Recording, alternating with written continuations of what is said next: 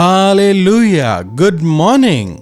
सुबह हो चुकी है, 6:30 बज गए हैं। क्या आप उठकर नहा धोकर तैयार होकर प्रभु के साथ में आपने समय बिताया है?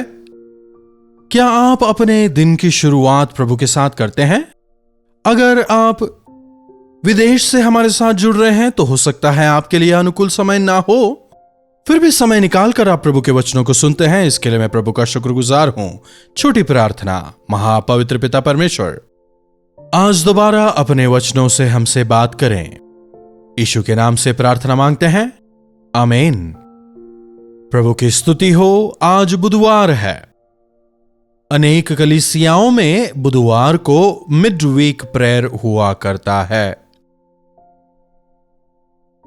शुक्रवार या शनिवार किसी एक दिन उपवास की प्रार्थना होती है, फिर किसी एक दिन बाइबल स्टडी, फिर ladies prayer, men's prayer, youth meeting, cottage prayer. इस प्रकार से सभा को बलवंत करने के लिए, नए विश्वासियों तक प्रभु का वचन पहुंचने पाए, इसके लिए लगातार प्रयास करते रहना चाहिए। लॉकडाउन के बाद ये तमाम प्रयास जो हैं कम होते नजर आ रहे हैं।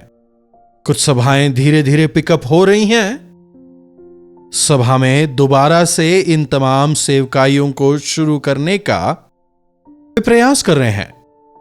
प्रभु के अनुग्रह से विश्वास में ठंडे पड़ गए या फिर अपने घर की परिधि के अंदर ही सीमित हुए, अपने घर में ही प्रभु के मेज को अर्थात रोटी और दाखरस को तैयार करके घर में ही स्वयं लेने वाले विश्वासियों को कलीसिया की जो अहमियत है इसके विषय में उन्हें सिखाने के लिए, प्रभु के जो अन्य संतान हैं उनके साथ में संगति करना कितना आवश्यक है यह बताने के लिए, सामूहिक तौर पर मिलके प्रभु की आत्मा और सच्चाई से आराधना करना कितना आवश्यक है यह बताने के लिए हर रोज मैं इस तरह आपके सामने आता हूं। जब हमने चेन्नई की हमारी इस छोटी सी कलीसिया में मिलकर हर हफ्ते प्रभु से प्रार्थना करना शुरू किया, व्यक्तिगत अनुभव से मैं कह सकता हूं, इसकी वजह से एक महान बेधारी को हमने हमारी कलीसिया में देखा। शुक्रवार को जब हम उपवास की प्रार्थना करते हैं, रविवार को प्रभु के महान कार्यों को होते देखा। बुधवार को जब हम प्रार्थना के लिए मिलते हैं तो शुक्रवार की उपवास की प्रार्थना और अधिक प्रभावी हो जाती है। तो इस प्रकार से सेवकाई को लगातार बढ़ते मैंने देखा। जी हां, प्रार्थना करना हम प्रार्थना करने के द्वारा ही सीख सकते हैं। विश्वास को परखने वाली स्थितियों में ही बढ़ता है। क्लासरूम में बैठकर विश्वास के विषय लिखने पढ़ने से विश्वास नहीं बढ़ता, लेकिन जब हम ऐसी परिस्थितियों से गुजरते हैं तब विश्वास बढ़ता है। आज देखिएगा, परिवारों में एकता नहीं है, समुदाय में एकता नहीं है, राजनेताओं में तो बिल्कुल नहीं है। बिना एकता के हम क्या हासिल कर सकते हैं? हमारे देश को देखिए, कितनी भिन्नताएं हैं, कितने भाषा हैं, कितने विभिन्न लोग हैं, कितने विभिन्न प्रकार की संस्कृतियां, व्यंजन, इतने सारे डिफरेंट रिलीजियंस हमारे देश में हैं। तमाम भिन्नताओं के बीच भी एक रहने से ही देश समृद्ध होने पाएगा। चलिए, देश बहुत बड़ी बात हो गई। आज कलीसियाओं में विश्वासी कहलाने वाले सभी लोग क्या एकजुट हैं? आज कलीसिया के अंदर भी पार्टिज्म नजर आता है। हम अलग समूह हैं, तुम अलग समूह हो कहते हैं।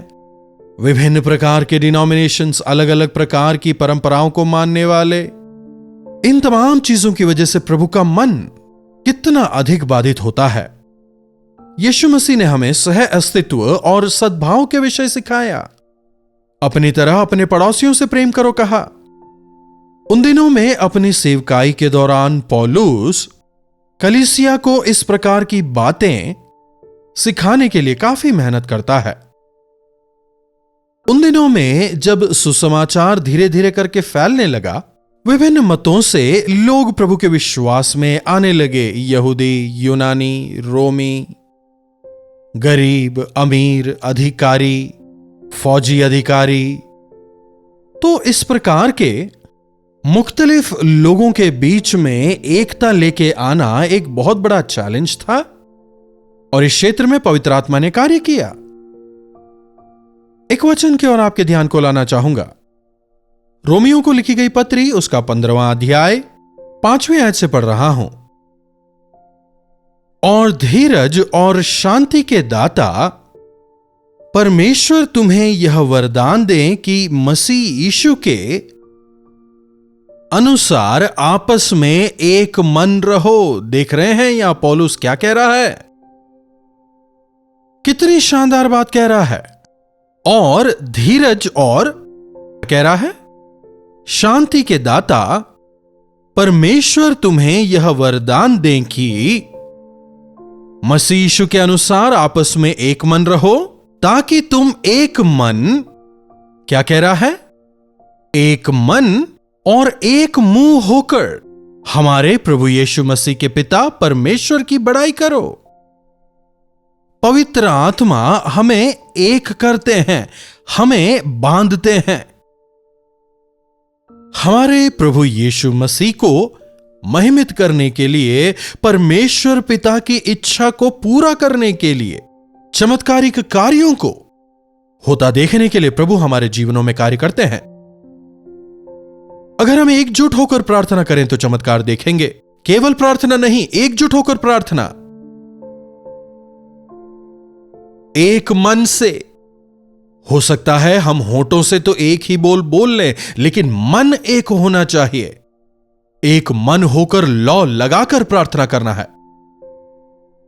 आदि कलीसिया ने एक मन होकर लौ लगाकर प्रार्थना की। बाइबल में हम देखते हैं। क्या आज हमारी कलीसियाओं में एकता है, एक मन है? क्या जब दूसरा व्यक्ति प्रार्थना कर रहा होता है, क्या हम उसके साथ में जुड़ते हैं? जब एक दूसरा व्यक्ति प्रार्थना कर रहा होता है, क्या हम उसके साथ उस प्रार्थना में सहमत होते हैं? उसकी प्रार्थना उसकी, मेरी प्रार्थना मेरी। जब एक दूसरा विश्वासी प्रार्थना कर रहा हो तो एक विश्वासी के तौर पर हमें आमीन कहना है ना। अगर इसके बजाय अरे ये कैसे हो सकता है, अगर यह सवाल मन में उठे तो प्रभु का कार्य वहां कैसे होगा? कलीसियाओं में आजकल एकता कम हो रही है। कलीसिया के पासबान का कलीसिया के विश्वासियों के साथ गहरा संबंध नजर नहीं आता। चरवाहा जो है वो एक बॉस नहीं है। चरवाहा जो है लीडर है, अगुआ है, चलाने वाला, एक पिता, एक चरवाहा जो चरवाही करता है, सुरक्षा देने वाला। किसी ने कहा मुझे पादरी साहब को देखते ही अच्छा नहीं लगता, गुस्सा आता है। क्यों? हमेशा मेरे विषय ही बोलते हैं, आपके विषय नहीं तो किसके विषय कहना है? आप एक डॉक्टर के पास गए और डॉक्टर ने कहा आपकी पत्नी को यह दवाई देना, बच्चों को यह दवाई देना, भाई को, बहन को, सबको यह दवाई देना और उनसे ध्यान रखने को कहना। आप क्या कहेंगे? वो सब तो ठीक है, मेरा क्या होगा? मेरे लिए क्या दवाई है? क्या आप नहीं पूछेंगे?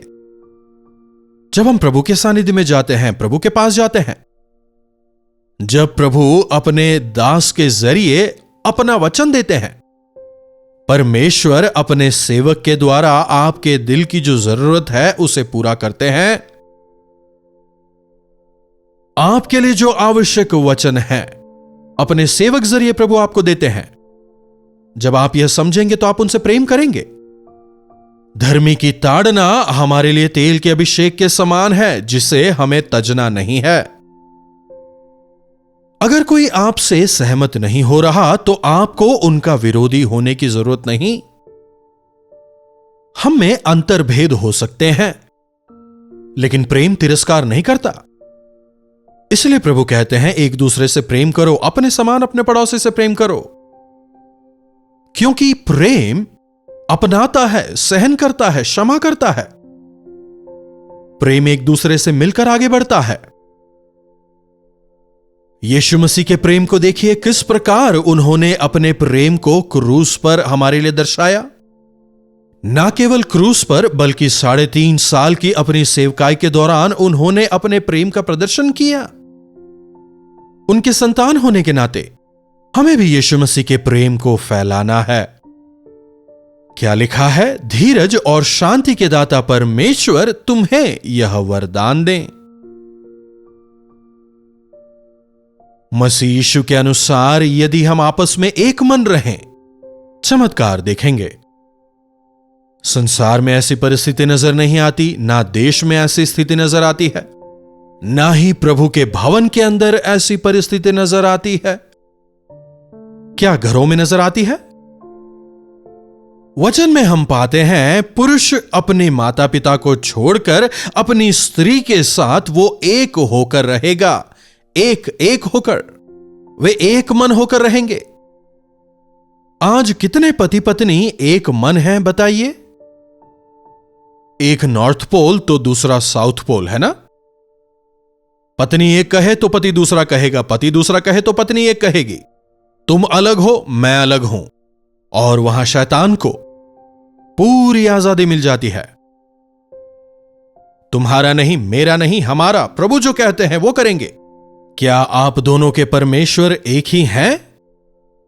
प्रभु पर विश्वास करने के बाद भी तुम्हारा चर्च अलग है, मेरा चर्च अलग है, तुम्हारे पादरी साहब अलग है, मेरे पादरी साहब अलग है, हमारे तौर तरीके अलग हैं।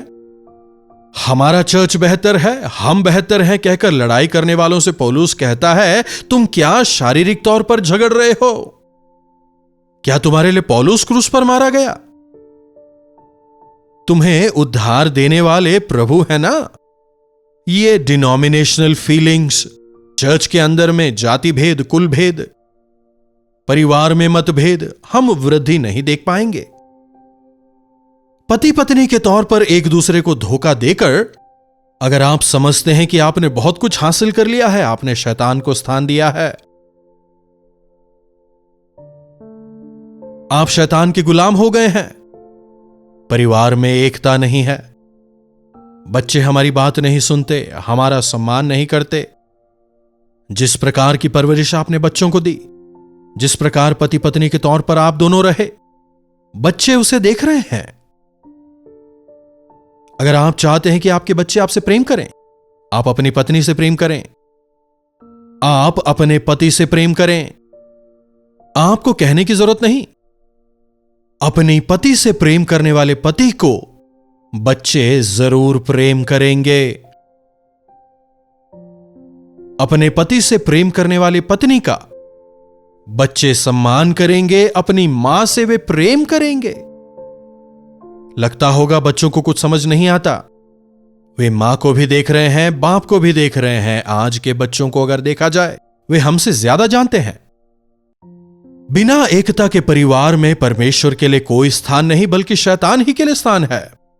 बिना एकता के जब आप चर्च में जाते हैं, चर्च में क्या लेकर जा रहे हैं? अलग करने वाली आत्मा को लेकर जा रहे हैं। इसीलिए आजकल कलीसियाएं खराब हो रही हैं। पहले अपने परमेश्वर से आप मेल करें। जैसे मसीह ने ग्रहण किया है, तुम भी एक दूसरे को ग्रहण करो। अगली आयत देखिए।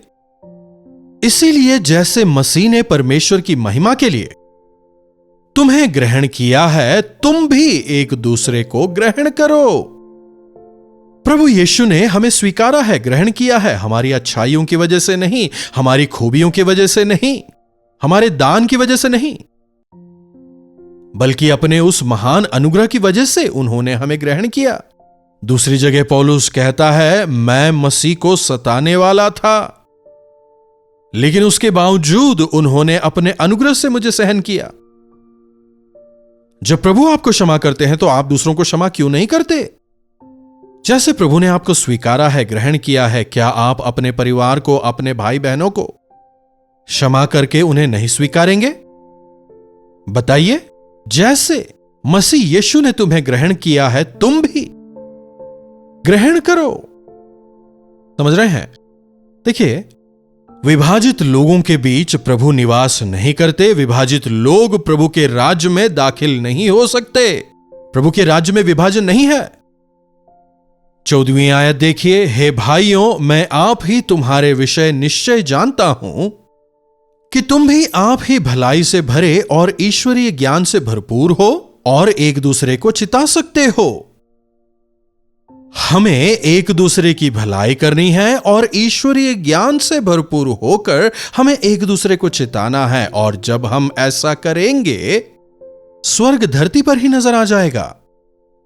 अगर हम अलग करने वाली आत्मा को हमारे बीच से दूर कर सकें, अगर हम एक मन और एक चित्त होकर प्रभु के सानिध्य में समय बिताने वाले हो सकें, परमेश्वर के महान आश्चर्य कर्मों को हम देख सकेंगे। प्रार्थना। महापवित्र पिता परमेश्वर, प्रभु, एकता कितनी जरूरी है। परिवारों में एकता, कलीसिया में एकता, देश में एकता, भाइयों के बीच में एकता। एक बार फिर से हमें एक मन होकर रहने के लिए आपने अपने वचन से सिखाया। आपके इन वचनों के लिए हम आपके शुक्रगुजार हैं। प्रभु, हमारी मदद करें कि हम अलगाव लाने वाले ना हों, किसी भी तरह से हम बिखेरने वाले ना बने, बल्कि जिस प्रकार आप चाहते हैं हम एक दूसरे को क्षमा कर एकता लाने वाले ईश्वरीय प्रेम को प्रदर्शित करने की कृपा हमें दें, ताकि आपके महान चमत्कार हमारे बीच में होने पाए। यीशु के नाम से प्रार्थना मांगते हैं, आमीन। पिता परमेश्वर का प्रेम, प्रभु यीशु मसीह का अनुग्रह, पवित्र आत्मा की संगति और सहभागिता हमें से प्रत्येक के साथ आज, कल और सर्वदा बनी रहे। आमीन। प्रभु की महिमा हो। अपने प्रार्थना विषयों को आप हमें 9884907779 पर व्हाट्सएप, वॉइस मैसेज या फिर टेक्स्ट के जरिए आप भेजें। हम आपके लिए प्रार्थना करेंगे। प्रभु अवश्य चमत्कार करेंगे। यदि इन कार्यक्रमों के जरिए आपने आशीष पाई है और अगर पवित्र आत्मा आपको इस सेवकाई में हाथ बटाने के लिए प्रेरित करते हैं, आप हमें मैसेज करें, हमारी टीम आपसे संपर्क करेगी। इन्हीं वचनों के साथ आज मैं आपसे विदा लेना चाहूंगा। प्रभु आप सबों को आशीष दें। दिल्ली और दिल्ली के आसपास के दर्शकों के लिए खुशखबरी। डॉक्टर जयपॉल अपने दर्शकों से मिलने के लिए दिल्ली में एक दिन के गेट टुगेदर के लिए आ रहे हैं। तारीख है 12 नवंबर। पहला सेशन दोपहर 2 बजे से 5 बजे तक, दूसरा सेशन शाम 6 बजे से 9 बजे तक। जगह है YWCA कॉन्सेंटिया हॉल, बंगला साहब गुरुद्वारा के पास, अशोक रोड, नई दिल्ली। अधिक जानकारी के लिए हमसे संपर्क कीजिए 8939393939 पर। तो डॉक्टर जयपॉल से मुलाकात करना न चूकें। कलवरी दर्शन, ये है प्रेम के दर्शन, यीशु प्रेम के दर्शन।